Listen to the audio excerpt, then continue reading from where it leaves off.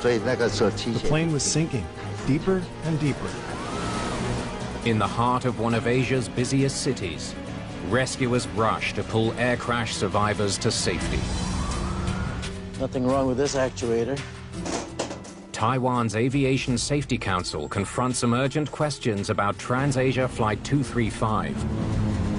What were the flight crew doing? Were there engineering issues involved in this event? How on earth did it end up in this situation? Take a look at this. A video surfaces that makes the disaster in Taipei notorious worldwide. It's quite harrowing because you're seeing the final moments of a tragic event unfolding before your eyes. What was happening on that plane?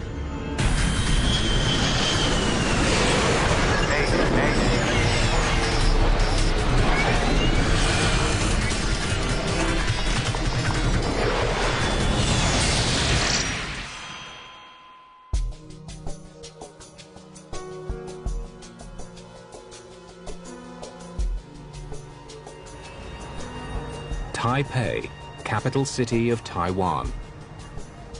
Near its center amid soaring towers lies Songshan Airport. The next plane scheduled for departure this morning is TransAsia Flight 235. The TransAsia cabin crew is waiting for a last-minute addition to the passenger list. Welcome aboard. Row 19D, midway down aisle seat. Dr. Liu Chaohui has made it. It just so happened that particular flight had a few open seats. I was supposed to be on the later flight, but I decided to get on the earlier one. Yeah, is this me? Ladies and gentlemen, make sure your seat backs and tray tables are in their full upright positions. Ensure your seat belt is securely fastened. There are 3 highly trained pilots in the cockpit. The first officer is Liu Zichung. He has almost 7,000 hours of flight time. Oil pressure? Check. The captain, Leo Chiensung, is a former military pilot. There's also a third pilot who's an observer on today's flight. 45 starter off. Start lights off. TransAsia 235 is a commuter flight from Taipei to the Taiwanese island of Kinmen, just off coast of mainland China. Scheduled flight time is approximately 1 hour. Would you like a paper? Oh, thank you. Dr. Liu Chaohui is returning home to Kinmen, where he runs a medical practice. I usually took TransAsia because their service was quite good. When I'd get on the plane, I'd like to grab a paper and catch up on the day's events. The cabin's ready, sir. Okay, roger, thanks. Songshan ground, TransAsia 235. Request taxi. TransAsia 235, runway 10, taxi via Whiskey. Okay, Whiskey to 10. The ATR 72-600 is the latest, most advanced version of the European commuter plane. Its Pratt & Whitney turboprop engines are extremely powerful and fuel efficient. It's a very popular aircraft, particularly because it has attractive operating economics. It's commonly used in short-haul regional airline operations. The pilot's digital displays create what's known as a glass cockpit. When people refer to a glass cockpit aircraft, they're referring to not only the displays, but what often we're talking about is an advanced technology aircraft with sophisticated automation capabilities. The electronic checklists switch automatically. Once you complete certain parts, it'll switch forward. The first officer briefs his colleague on the cockpit's technology. Hong Ping Chung is an experienced pilot who's learning this computerized system. Can you do it manually? Well, you can. But when starting the engine, for example, it'll go to the next page once you close the bleed valves.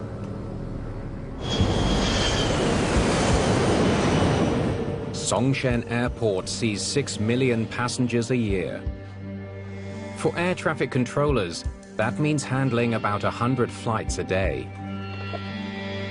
TransAsia 235, runway 10, wind 100 degree, 9 knots, cleared for takeoff. Okay, cleared for takeoff. Cabin crew, prepare for takeoff. Have a great flight. Thank you. Enjoy your flight.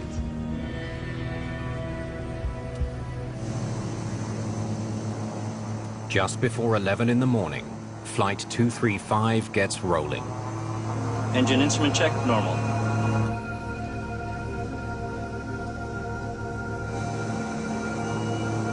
V1. V1. Rotate.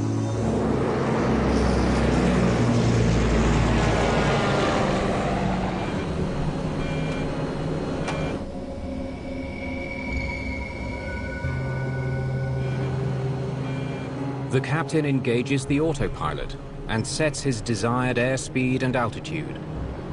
As soon as the aircraft is taken off, they're going through a series of checklist items. Gear up. Gear up. I know they've got a particular climb profile, and they're executing the after takeoff checks and the initial climb checks to make sure that all the systems are performing as required. Flight 235 climbs out over metropolitan Taipei, a densely packed city of more than 7 million people. Seconds later, the master warning sounds. The master warning is indicative of an emergency situation requiring an immediate response. TransAsia 235 has lost an engine. The captain disengages the autopilot. I have control. You have control.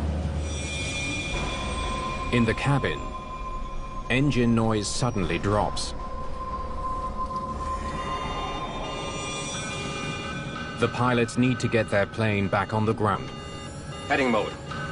The captain wants a heading back to the airport. We're below 2,500 feet. Turn to heading. It's Come on. 009 or 5. Check. When you lose an engine in a twin-engine aircraft, you need to be able to maintain your climb performance.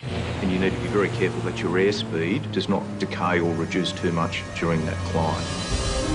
Okay, engine flame out, check. Check. Speed and climb rate are dropping fast. Watch the speed. Stall. Stall.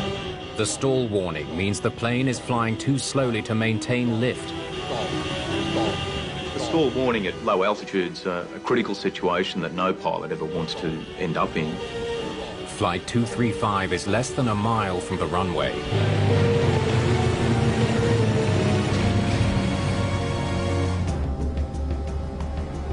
Passengers can now see that they're no longer climbing.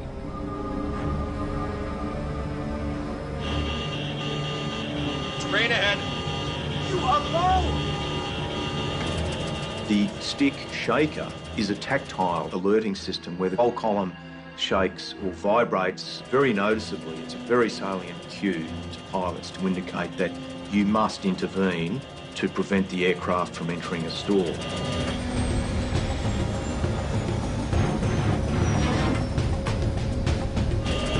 The situation is critical. Well, it's a highly stressful event. Tower, TransAsia 235. Mayday. Mayday. Engine flame out.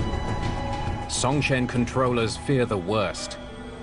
A crash in the middle of the city.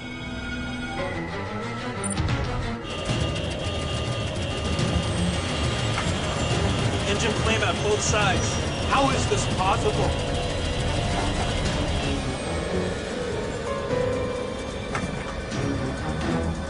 Flight 235 is now only 500 feet above the streets of Taipei. The crew was surrounded by high-density housing, high-rise apartment blocks, a heavily populated area. You're really between a rock and a hard place. Impact! Brace for impact! Oh no! Oh. Marine! Marine! Oh no! Oh.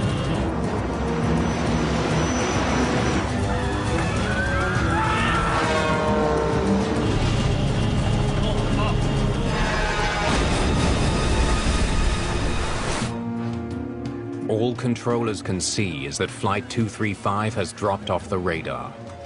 They have no idea if anyone has survived. Suspend all takeoff and landing operations. Begin emergency procedures.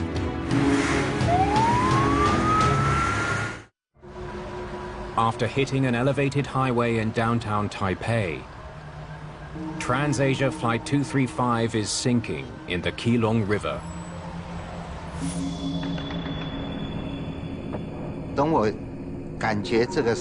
I could feel something was off.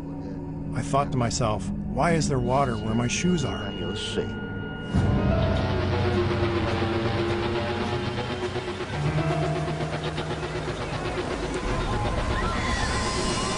Those lucky enough to survive the crash are now at risk of drowning.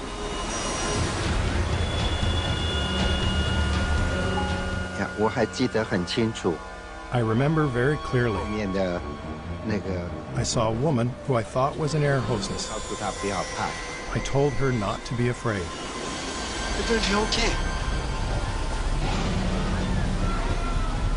The water level starts to rise. The plane was sinking deeper and deeper. The temperature was very cold. I couldn't hear anything. The water had drowned out all sounds. Then passengers are relieved to hear a welcome sound.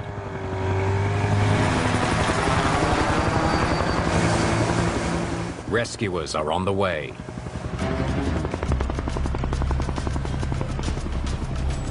First responders climb onto the fuselage and start pulling people from the wreckage. I just wanted the doors to open quickly so that I could escape. The swift current of the Keelung River means that shocked survivors won't be safe until rescuers can get them to the riverbank.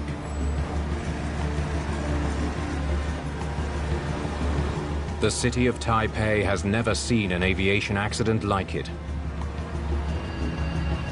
Of the 58 people on Flight 235, only 15 make it out alive. All 3 pilots are dead.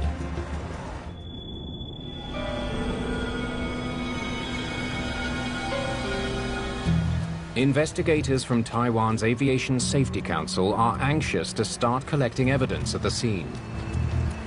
The most important thing for us is to retrieve the black boxes.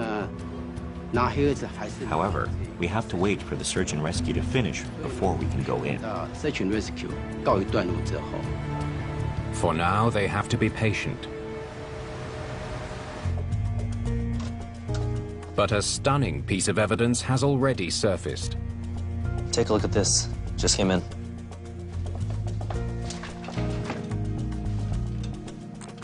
Can you put it up here for me?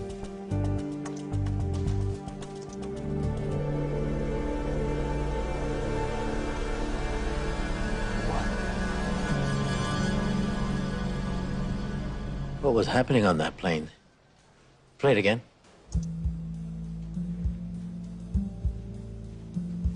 It was quite extraordinary that the final sequence of events was captured by the dashcam footage in the motor vehicle. It's quite harrowing because you're seeing the final moments of a tragic event unfolding before your eyes. Freeze it, freeze it. We were obviously really shocked, wondering why the plane was flying in this way. What do you think? Left engine? Control surfaces? When you watch the video clip, we know there's something wrong about the engine. The prop seems very slow. You can see the propeller blades. They couldn't have been going at full speed.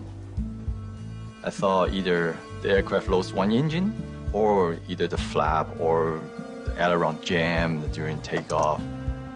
We need to study that wreckage.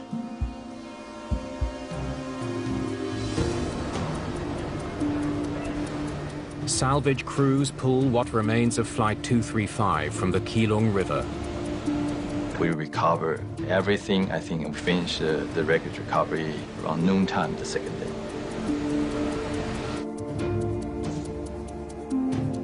There's no telling which piece of wreckage might hold an important clue. Investigators wonder if the flight control system shows any sign of a malfunction. So we have to examine that part of the wreckage. Nothing wrong with this actuator. We cannot find anything wrong with the actuator, the linkage of the control. We cannot find any normal situation for the flight control system. Control system seems fine. A search for any pre-impact failures in the plane's hydraulic system also comes up empty. Nothing wrong with the hydraulics.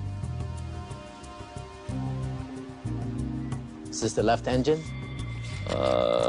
Yes. Investigators know from the dashcam video that the plane was banked steeply to the left. A mechanical fault with the left engine seems like the next most obvious suspect. We need to take a look inside. Get the borescope? From a borescope examination, we can see whether or not the compressor and turbine are damaged on the inside.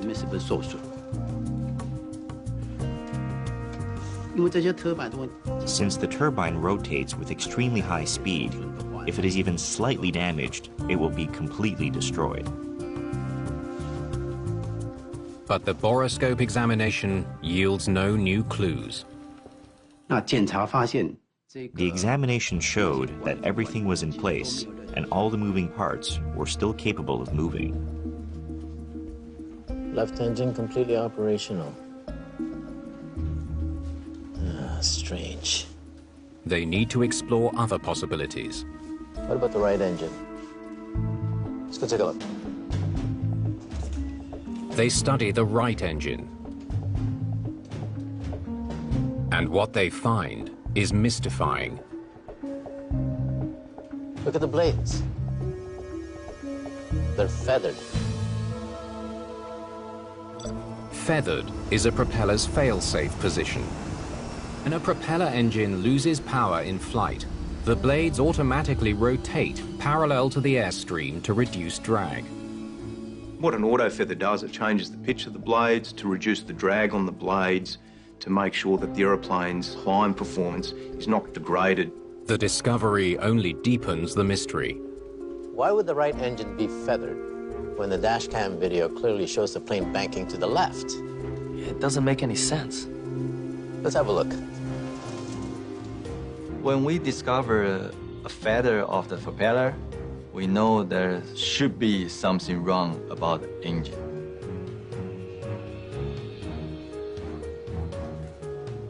Anything? Nothing at all. Both engines yielded normal results after examination. They were both fine. There's nothing wrong with this engine either.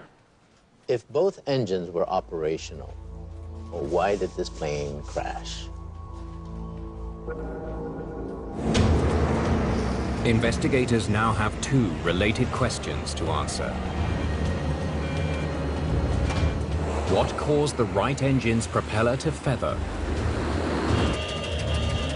Terrain ahead! And why did the plane bank violently to the left just before impact?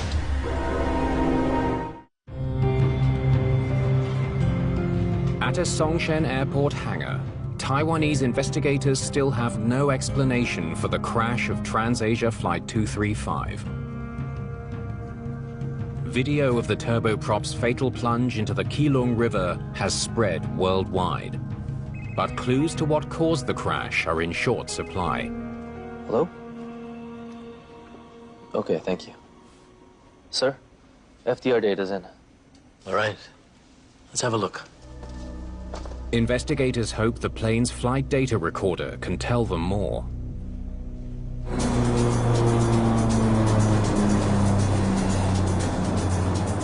The FDR records dozens of performance parameters, including fuel flow, engine temperature, and propeller speed. Okay, engine flame out check. Check. Investigators already know that the right side propeller feathered before impact. Watch the speed.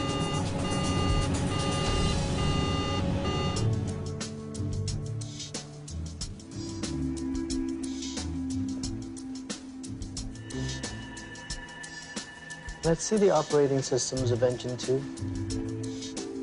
Perhaps the flight data can tell them why.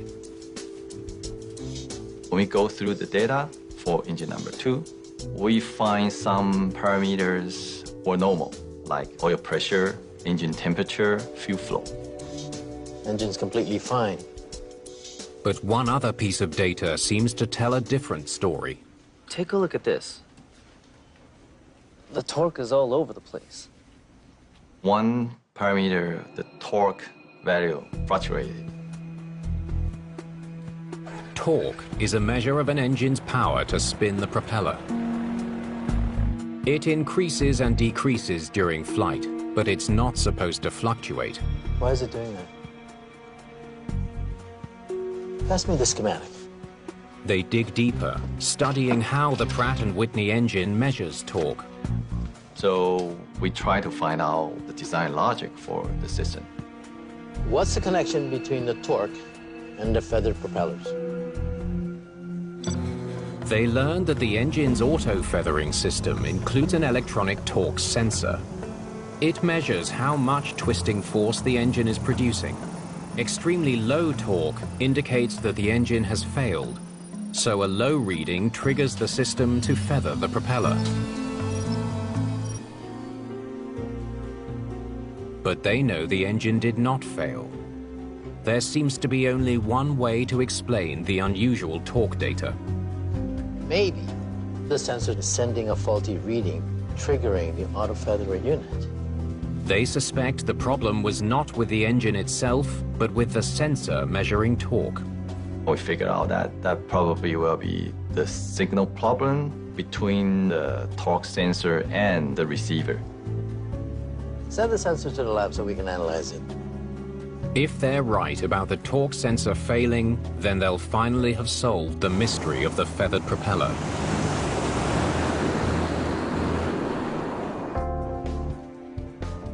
But investigators are no closer to understanding another mysterious aspect of this crash.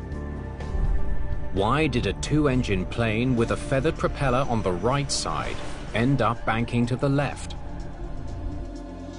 Searching for an answer, they return to the flight data. What do the parameters of the left engine say? Can you show me the fuel flow, please? That all seems fine. Propeller speed? According to data, the left engine was in perfect working order. Engine number 1's performance was always good. All its statistics were normal. The power lever angle? But when they check the throttle settings, they make a stunning discovery. Unbelievable. When we go through the FDR data, we find that the power of the number 1 engine was gradually being reduced, and eventually be shut off. The left engine was manually shut down.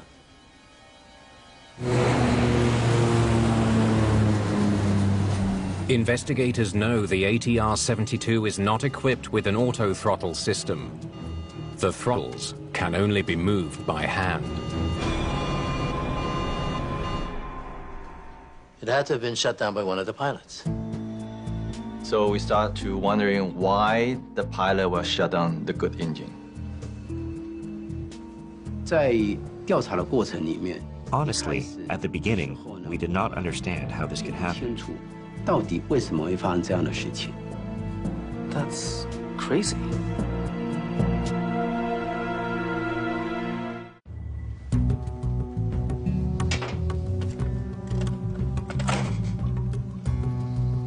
Let's take a look at the circuit board. Investigators examine the torque sensor from the right engine of TransAsia Flight 235. They're looking for any defect that could have caused the propeller to feather in flight. The lab used precise testing methods. They made a cross-section of the circuit board and looked at its image. Take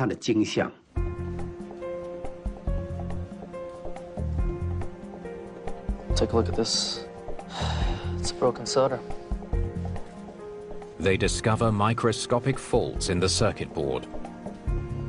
And that was related to the soldering joints in a particular circuit board being compromised for reasons that were difficult to establish. It was possibly related to some form of manufacturing defect or something of that nature. And that there will be enough to stop the transmission of the signal. With a broken circuit board, the torque sensor couldn't do its job. Even though the engine was turning, the sensor couldn't detect any torque, so the system automatically feathered the propeller. The brain of the system thought that torque had reduced below a predetermined value, which I think is about 18%, and that is what triggered the auto feather. Okay, engine flameout check. Check. Finally, they understand why the right side propeller feathered. But they still haven't explained the crash. The ATR-72 has two engines. Losing propeller thrust in one of them should not have been a catastrophic event. They are designed to fly only with one engine. Straight ahead. Full up. Pilots trained for engine-out operations regularly. Typically, it's bread and butter for an airline pilot to deal with an engine failure on a multi-engine aircraft. To figure out why 43 people died, investigators must now answer a much more difficult question. We still have number one engine produce power normally, but for some reason, the pilot decided to shut down the good engine. Watch the speed. We had to find out why. Investigators turn to the cockpit voice recording. Okay, ready? Let's hear what we got. Oil pressure? Check. The accident flight is very short, less than 3 minutes. So we listen to the CVR starting from the takeoff roll to the end of the flight. Before taxi checklist. Propeller brake. Off. Nose wheel steering. On. Procedure complete. Checklist complete.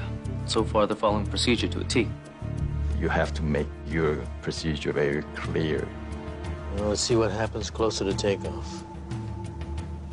Engine instrument check, normal. V1. V1. Rotate. TransAsia 235. Contact approach of 119.7. Good day. What's that sound? Must be the engine 2 fault warning. When the master warning first activated, they were approximately about 1,200 feet above ground level. We're flying an ATR-72-600. It shouldn't be a huge problem. If they follow the procedure, do everything correctly, they should be able to fly back to land without any problem.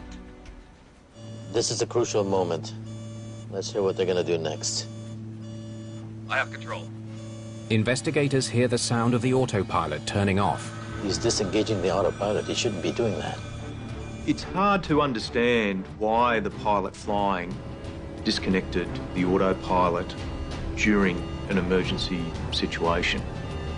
He just made a difficult situation worse.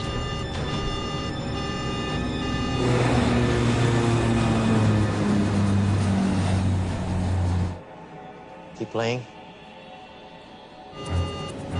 Okay, engine flameout check. Check. Their attention will be directed to the engine warning display, which in the ATR-72 clearly indicates which engine has failed. There's a checklist procedure on the screen. You follow it step by step. But instead of following the emergency checklist, Watch the speed.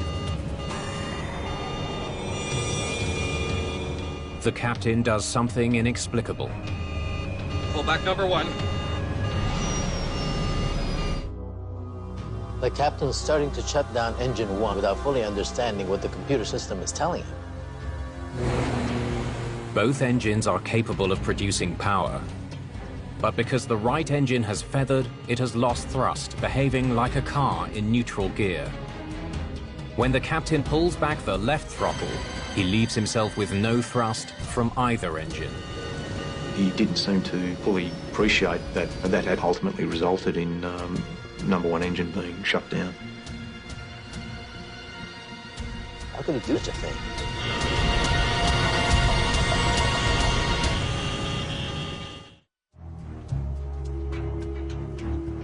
Investigators have discovered from the cockpit voice recorder that the captain of Flight 235 shut down the plane's only working engine. Why didn't the first officer stop him? They continue listening to the recording, trying to understand why the captain's mistake wasn't corrected in time. I will pull back on engine 1 throttle. You can't just say he's going to shut down the engine. Pilots are supposed to run a cross-check, where one pilot verifies the actions of the other. When the pilot flying shut down the operative engine, he did so very quickly without discussing it with the pilot monitoring. He's acting before even confirming what the emergency is. When there's a warning come up, the procedure says you identify the problem before you act. No, wait a second. Cross-check. The pilot monitoring, to his credit, did try to stop the pilot flying from manipulating the engine number 1 power lever, and he announced he wanted a cross-check, but there's no definitive confirmation from the pilot flying that the problem was engine number 2. Heading mode. Instead, the captain interrupts the first officer to ask for a new heading. We're below 2,500 feet. Come on. 0. 0905. The first officer did tell the captain to wait.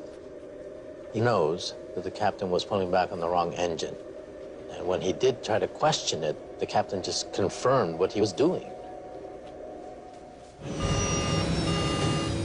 All of a sudden, they've got a dual engine failure, and the pilot monitoring, I think, has been caught off guard, and he's not really sure what's gone on.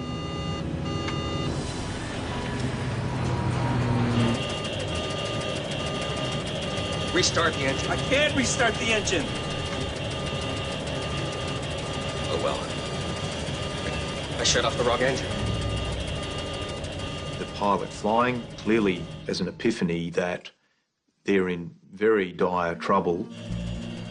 Restart the engine. Can't restart the engine. I shut off the wrong engine. It's very sad. When I heard him say, "I shut off the wrong engine," I was completely devastated.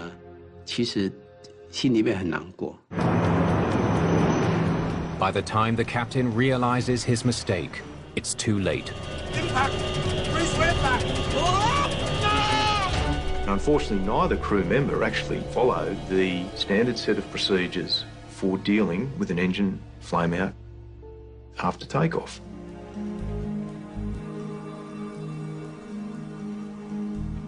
Investigators now have an even more puzzling question to answer.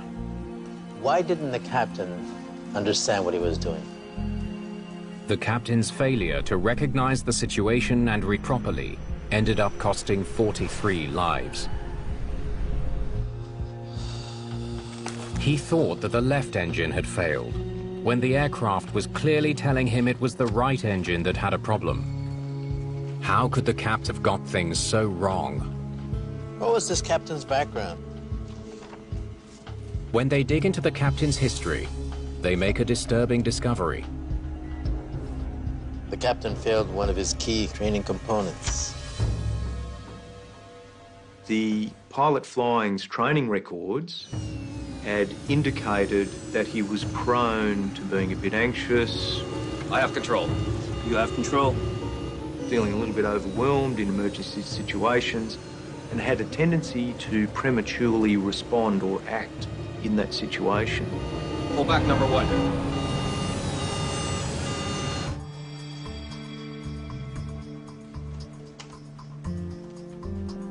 He was also fired from his last job. Although the captain was an accomplished military pilot, his civilian record is raising questions. Maybe he wasn't used to the ATR 72600. The record soon confirmed that hunch. Leo Cheon-sung had logged relatively few hours in TransAsia's newest commuter plane. The captain in the left-hand seat had approximately 5,000 hours total time, and he had about 250 hours on the ATR 72-600. Wait a second. Throttle! Number one, weather shut off. The ATR 72-600 is known for its advanced technology. Investigators now wonder if this aircraft, with its computerized glass cockpit, was too complicated for a relatively inexperienced pilot to manage in a crisis. Restart the engine. And restart the engine. They can often be overwhelmed with a huge volume of information. They also have to consider the nature of the automation and the modes that are presented to them. So it's more challenging. I shut off the wrong engine. Did information overload lead to the deaths of 43 people in one of Taiwan's worst air disasters?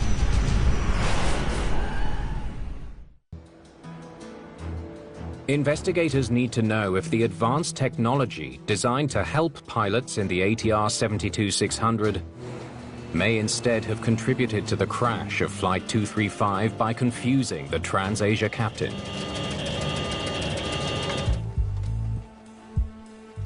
Hey, ready to fly out of Taipei?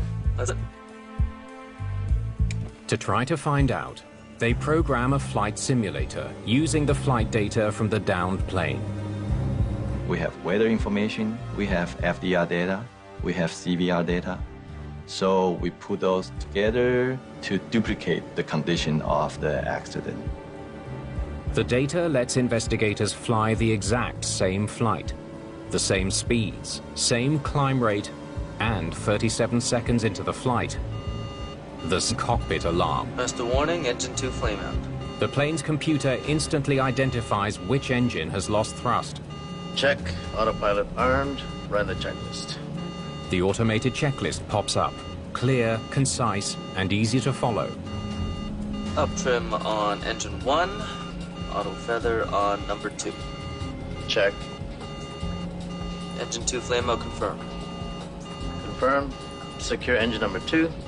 The checklist calls for the pilot monitor to reduce power in the feathered engine to idle. The other pilot guards the working engine. Then you would bring the condition lever into the fuel shutoff détente, which removes fuel from the engine. Condition lever to fuel shut off. Check. And then the engine will be secured and shut down. Engine number 2 secured. Now powered by just one engine, the plane keeps climbing safely on autopilot. The computerized systems have helped the pilots avoid disaster exactly as designed.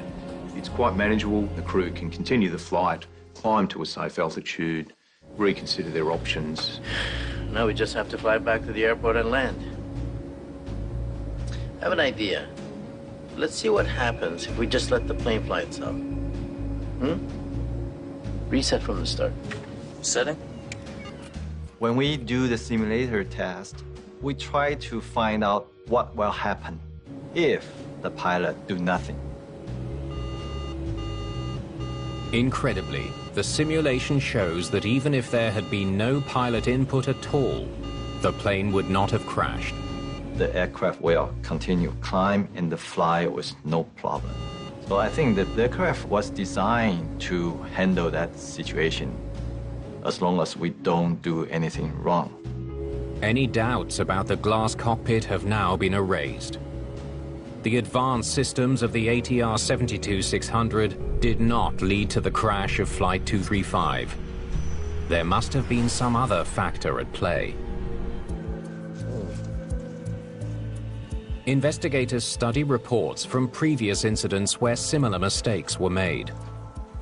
They suggest an intriguing possibility. Interruptions and multitasking. Investigators know the captain's workload was high. Taking manual control of the plane distracted him from running a cross-check with his first officer. He's multitasking. Watch the speed. He could have been suffering from change blindness. Change blindness, people are focused or fixated on another item or area of interest, and so they miss what would be considered a very distinguishable change in the environment, but they don't perceive it. I will pull back engine 1 throttle. Even when all the systems were telling him it was engine 2, his perception told him he was doing the right thing. Change blindness. The first officer even tried to warn him. No, wait a second. Cross-check. It seems the captain was blind to the clear warning that his right engine had feathered.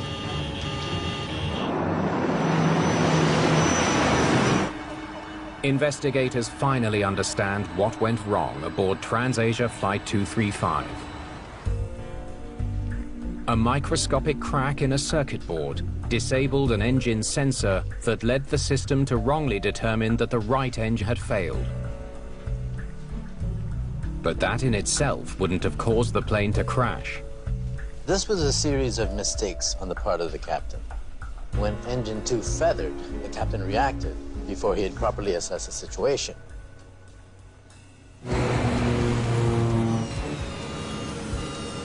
The captain should have followed a checklist. I have control. Instead, he turned off the autopilot and reduced power in the wrong engine. I will pull back engine 1 throttle.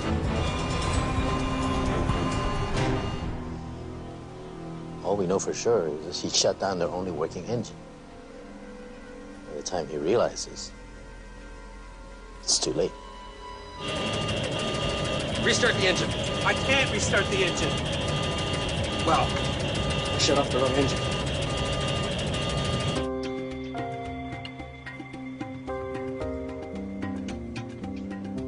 Why did TransAsia hire this pilot? Investigators dig into TransAsia's corporate background. Check this out. Trying to understand how a pilot with such a poor record ever got through the door. And this? This company's been expanding rapidly. What they find paints a picture of a growing company struggling to compete with bigger players in the competitive Asian market. A more regional operator like TransAsia Airways appears to have struggled to certainly recruit and retain the sort of expertise that airlines seek. The crash of Flight 235 would be the last accident for TransAsia Airlines. In November 2016, the company ceased operations and went out of business. There's a multitude of reasons that the board decided to shut down the airline, but there's an inescapable conclusion that the adverse or poor safety performance of the airline certainly had an economic impact on the airline. Even though TransAsia Airlines no longer flies, air crash investigators hope that the tragedy of Flight 235 will serve as an important safety reminder to pilots at other airlines around the world. We all understand that pilots, they're human. Humans make mistakes. So that's why we design the standard operating procedures. And the basic important thing is for people just follow the procedure.